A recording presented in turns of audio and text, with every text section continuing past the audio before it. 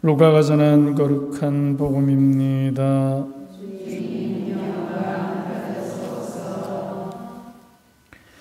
그때 예수님께서 다 말씀하시자 어떤 바리사이가 자기 집에서 식사하자고 그분을 초대하였다. 그래야 예수님께서 그 집에 들어가시어 자리에 앉으셨다. 그런데 그 바리사이는 예수님께서 식사 전에 먼저 손을 씻지 않으시는 것을 보고 놀랐다. 그러자 예수님께서 그에게 이르셨다. 정령된 이 바리사이들은 잔과 접시의 겉은 깨끗이 하지만 너희의 속은 탐욕과 사악으로 가득하다. 어리석은 자들아, 겉을 만드신 분께서 속도 만들지 않으셨느냐? 속에 담긴 것으로 자선을 베풀어라. 그러면 모든 것이 깨끗해질 것이다. 주님의 말씀입니다.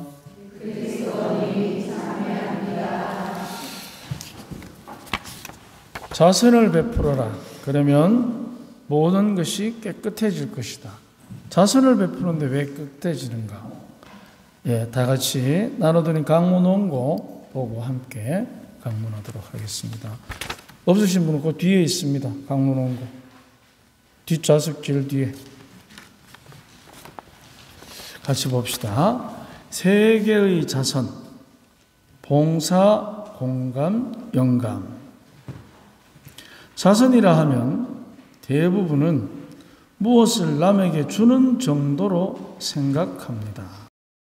그렇다면 자선에 대해서 좀 더 깊은 묵상을 할 필요를 느낍니다.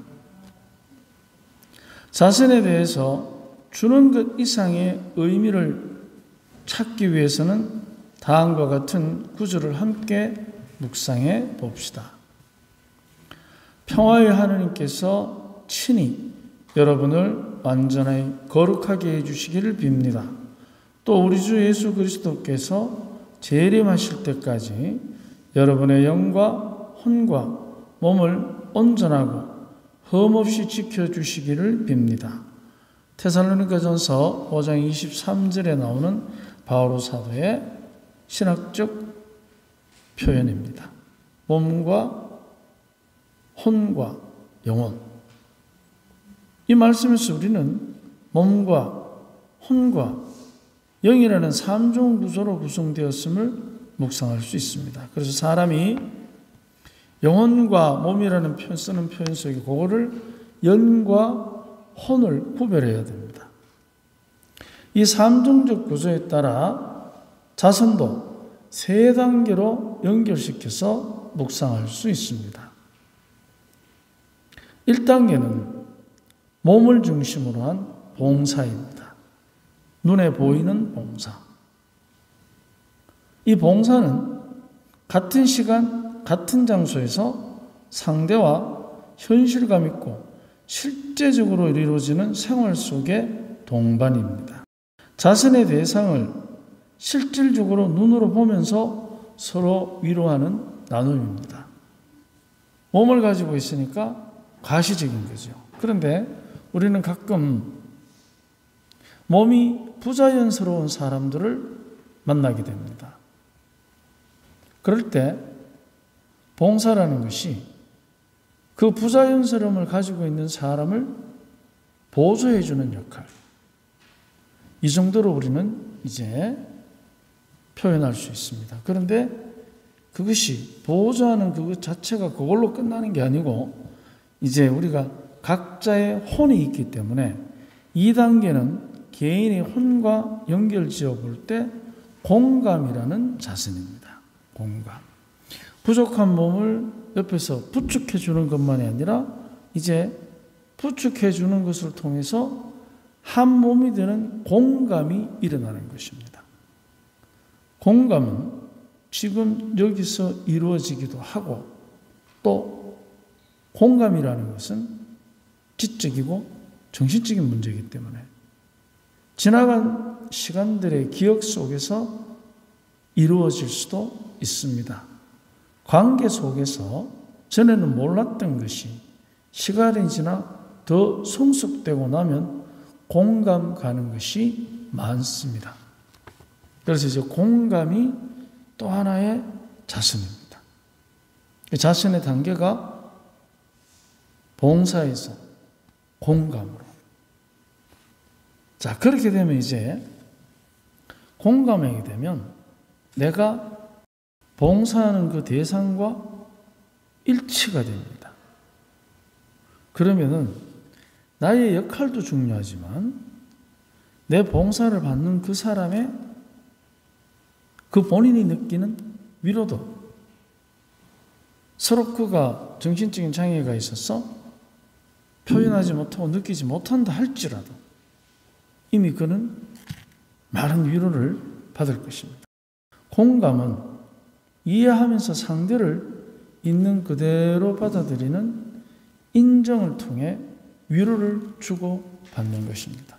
장애가 위로의 다리가 되는 것입니다. 장애가 서로를 연결시켜주는 가교 역할을 하는 것입니다.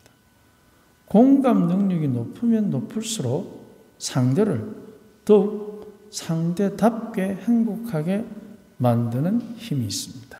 장애가 있다고 해서 그 자체가 불쌍한 것이 아니라 또 장애를 극복하도록 내가 의도적으로 도와주는 것이 아니라 그 스스로가 장애 있음을 행복으로 받아들일 수 있다.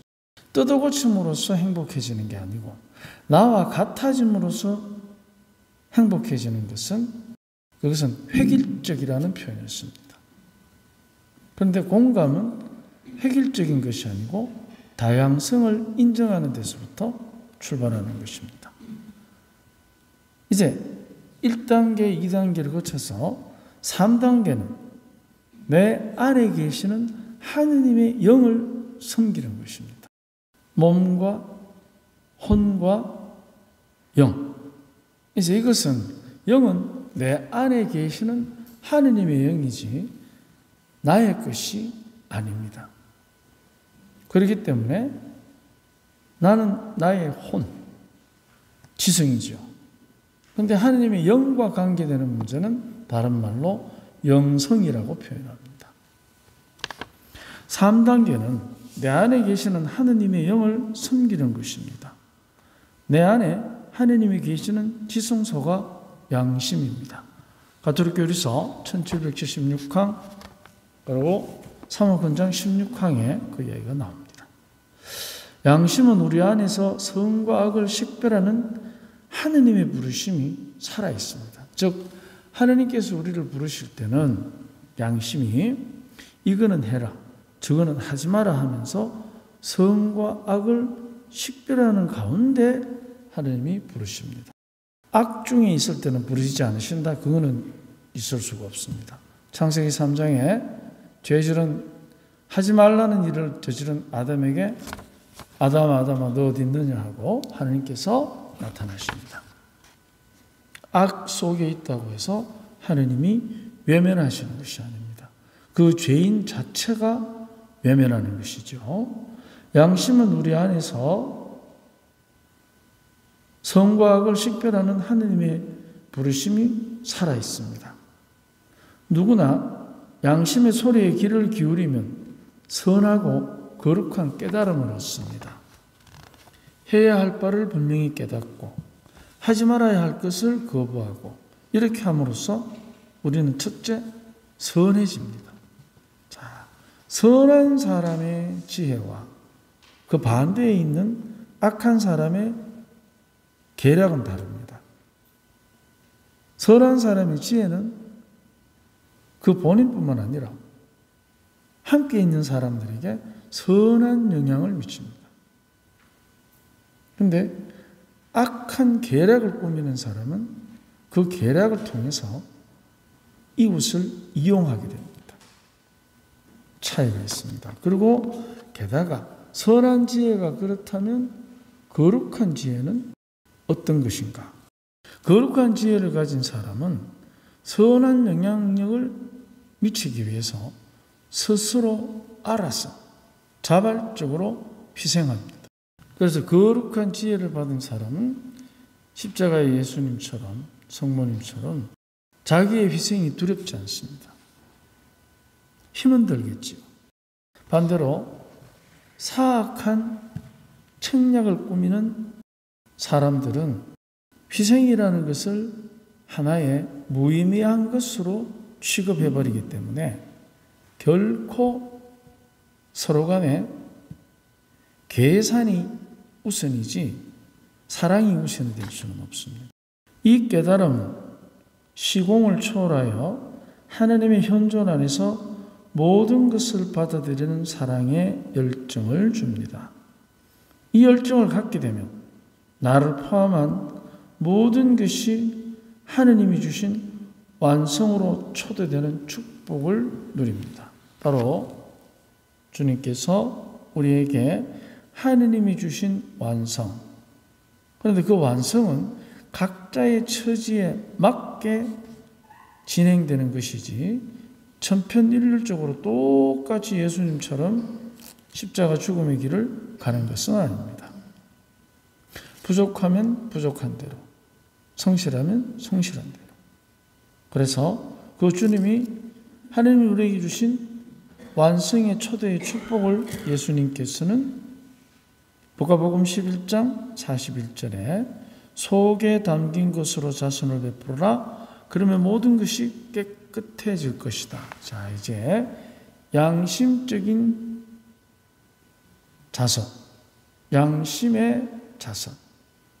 이게 이루어질 때, 그때 깨끗해지는 것입니다.